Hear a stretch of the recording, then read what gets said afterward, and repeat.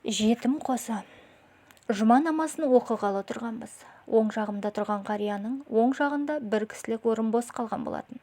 Қария парызды оқуға тұрған кезде артына қарады да бос жердің тұсындағы 14-15 жасар балаға: "Сапты толтыра ғой балам, кел енді", деді. Бала орнынан қозғалғысы келмей жалынышты үнмен: "Осы жерде оқығым келіп тұрады, басқа біреу өтсінші", деді. Оның сөзіне ашуланған қария бала тұрған жасыл кілемді көрсетіп тұрып: "Не болды? Ол жер жұмсақ деп келмей тұрсың ба?" деді де тағы ашу шақырып: "Жетім қозы секілді сызыла бермей келсеңші енді". Намаз оқып болған соң әлгі қарияға "Жұмаңыз қабыл болсын" деп дұға тіледім.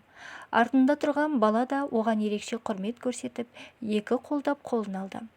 Оның бұл әрекетін көргенде қария айтқан сөздеріне қатты өкініп, баланың басынан сипап тұрып: "Саған жетім қозы дегенім үшін кешірім сұраймын балам, ашумен аузымнан қалай шығып кеткенін байқамай қалдым", деді.